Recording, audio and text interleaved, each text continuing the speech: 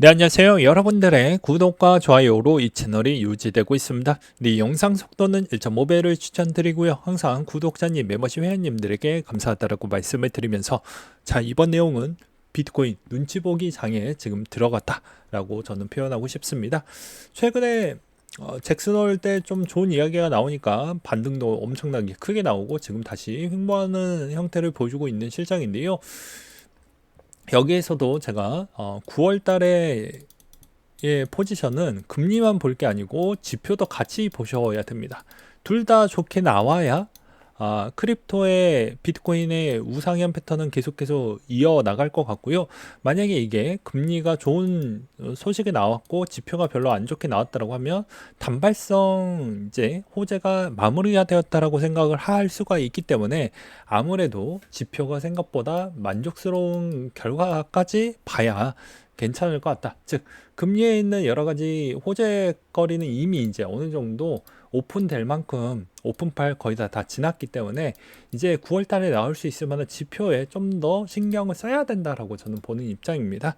그래서 이걸 좀 더 확대적으로 그리고 보다 상세하게 설명을 드린다고 하면 무슨 상관관계가 있냐면요. 미국의 주식 시장이 좋아야 미국의 대부분 상장되어져 있는 크립토 관계되어져 있는 기업들이 있잖아요. 그럼 당연히 그리고 여기에 ETF도 있습니다.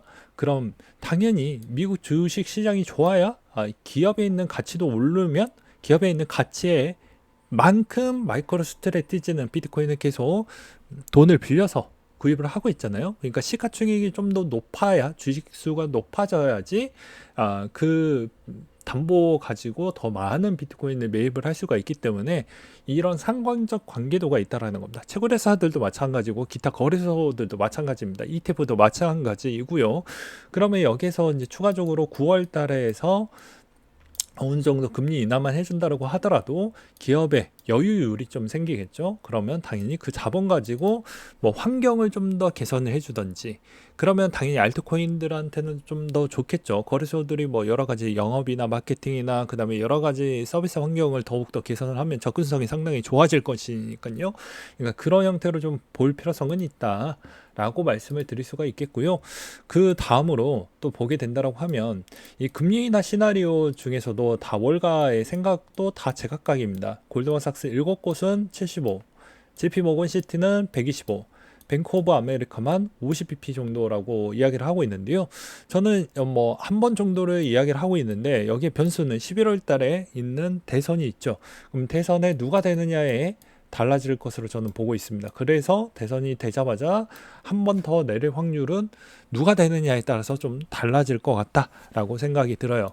그리고 9월 달에 뭐 빅컷을 한다 이런 이야기는 저는 동의하지 않습니다. 저번에도 이야기를 했듯이 이제 막 2.9%를 CPI를 보여주고 있는 이런 형국에 여기서 오히려 경기가 안 좋아야지만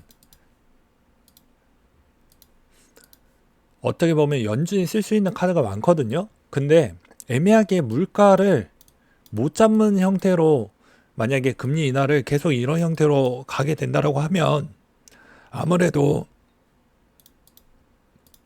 금리 카드를 쓸 수가 없다라는 것이죠. 지금 금리가 어느 위치에 있습니까? 5.5죠. 그러면 극단적으로 0까지 내린다고 하면 이 파급력이 생각보다 많이 쓸 수가 있는 것입니다. 그러니까 즉 이렇게 월가들이 생각하는 이런 방향성보다는 좀 더 경제적으로 조금 더 지표가 붕괴되는 거 보고 나서 극단적으로도 이제 내릴 확률을 한 내년이나 내후년 정도 때가 좀 심하게 많이 금리 인하를 해줄 가능성은 높지만 지금부터 설레발처럼 24년도에 금리 인하를 많이 해줄 것이다 라고 저는 보진 않고 있기 때문입니다.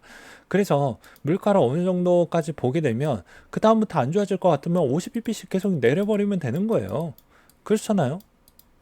그렇기 때문에 이게 실질적으로 지금에 있는 시점에서도 파월 연준 의장에 있는 메시지는 생각보다 그렇게 급하지가 않습니다. 우리가 쓸 수 있는 카드가 많기 때문이죠. 근데 반면에 물가에서 여기서 한 번 더 튀게 되면 우리가 쓸 수 있는 카드가 더 없어지는 거죠. 그래서 오히려 좀 더 보수적으로 여러분들은 투자적 접근을 할 필요성이 있다라고 말씀을 드릴 수가 있을 것 같고요. 그 다음에 이제 러시아가 다음 달 1일부터 시범 서비스를 한다고 합니다. 그럼 거래소를 오픈을 할 때 또 선물도 같이 오픈을 할 것인지 이런 것도 좀 볼 필요성이 있습니다. 그러면 이제 오픈되고 나서에 따른 동향과 움직임이 조금은 변화가 될 수도 있고요. 아닐 수도 있습니다. 이런 유형을 좀 볼 필요성이 있기 때문에 어, 아무래도 이제 9월 달에 따른 움직임을 좀 자세하게 볼 필요성이 있겠고요.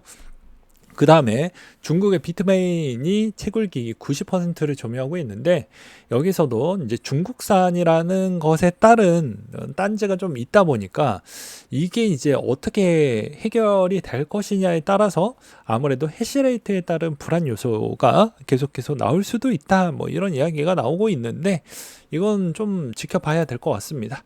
그 다음에 이제 도미넌스에 따른 동향적 추이도 나왔는데요. 이번에도 이제 보다시피 점유율이 좀 비트코인 도미넌스는 올라왔지만 나머지 쪽은 다 제각각 좀 많이 줄어들었다라는 게 이번 포인트 중에 하나였습니다. 즉 그만큼 비트코인에 따른 관심도가 상당히 높고 나머지 쪽의 관심도는 생각보다 적다라는 건 아무래도 여러 가지 증권성 여부와 그 다음에 기타적인 요소 와 그 다음에 거래소들에 따른 포지션이 생각보다 회복이 안 됐다라고 저는 표현하고 싶습니다.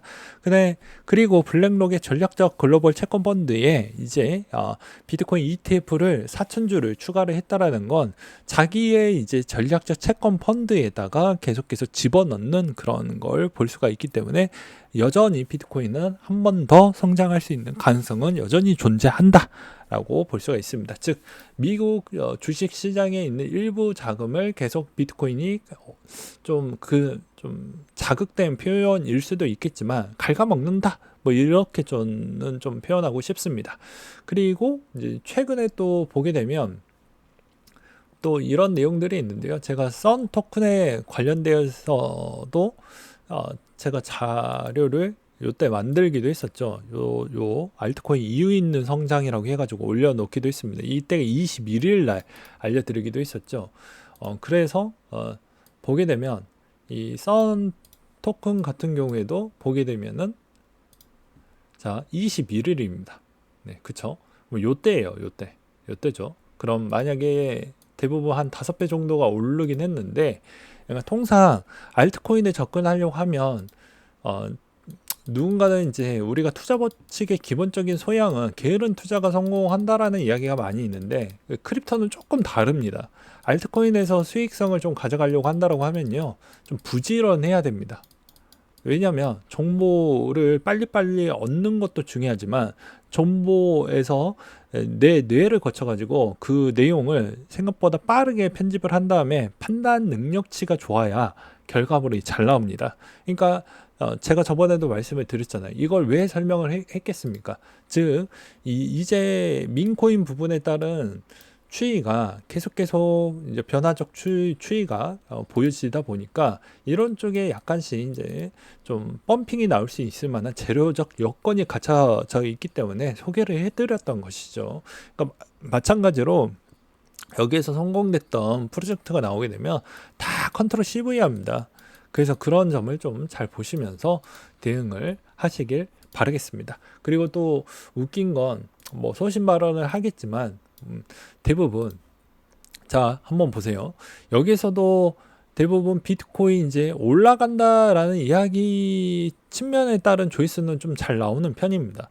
근데 저는 이런 부분에 따른 심리가 조금은 불편한 진실이 전 필요하다고 보는 입장인 거예요. 그러니까 무슨 말이냐면 내 심리가 정말 상승에 목마르다 보니까 이런 썸네일에 계속 가는 건 맞긴 하지만 엄밀히 이미 내가 지식을 어느 정도 갖고 있다고 하면 심리적인 부분의 해소 요점은 좀 달리 보고 객관적으로 좀 판단하고 그 다음에 그걸로 좀 기다릴 줄도 알고 인내심도 갖출 필요성이 있는데 그런 점이 여전히 투자자들에게 잘 되지 않는 모습인 것을 어찌 보면 조회수로도 충분히 알 수가 있다 라고 저는 생각이 들어요. 그래서 대부분 코인 유튜버 분들이 이제 욕을 많이 먹는 이유가 소신 발언을 못 해요. 그러니까 조회수 기반으로 이제 성장을 하셨던 코인 유튜버 분들은 절대 소신 발언을 못 합니다. 절대 소신 발언을 못 해요. 그거 보고 대부분 이제 커뮤니티에다 글을 쓰죠. 잘 못 맞춘다, 문제가 있다라고 하지만, 왜냐면 이 비즈니스 구조가 그런 형태로 되어져 있기 때문에 여러분들 입맛에 맞추다 보니까 진실을 왜곡시킬 수도 있는 겁니다. 그래서 어찌 보면 더 명확한 데이터는 내가 듣기 싫은 내용도 좀 들을 필요성이 있다 정도로 오늘 내용 좀 마무리를 지어보려고 합니다. 그래서 듣기 싫은 이야기도 좀 들어보고 내가 듣고 싶은 내용도 한번 들어보고 그 두 가지에 있었을 때도 내가 이 자산의 포지션을 들고 있는 형태에서 이쪽에 좀 더 치우쳐져 있지 않고 오히려 더 냉철하게 여기에 추가적으로 만약에 물을 탈거나 추가적인 정유입을 더할 건지 이런 거를 판단을 할 때 정말 나중에 한 1년 뒤 또 3년 뒤에 따른 결과물이 진짜 달리 나오기 때문에 정말 신중하고 또 신중하게 또 생각을 해야 됩니다. 근데 이상하게 투자를 할 때는 항상 가볍게 손가락으로 가볍게 매매를 한다라는 것이죠. 그래서 이것도 어떻게 보면 연습이 상당히 필요한데 대부분 쉬운 투자를 하려고 하니까 아무래도 그런 것 같다라는 생각이 들어요. 좀 더 어렵게 투자를 할 필요성이 있습니다. 왜 어렵게 투자를 해야 되냐면 여러분들 제가 매번 이야기를 했지만 여름날 이렇게 주구장창 더웠잖아요. 진짜 힘들었잖아요. 근데 그 돈을 어떻게 벌었죠? 그걸 잊지 말라는 겁니다. 네. 그래서 오늘도 여기까지 설명을 드리면서 이상으로 마치도록 하겠습니다.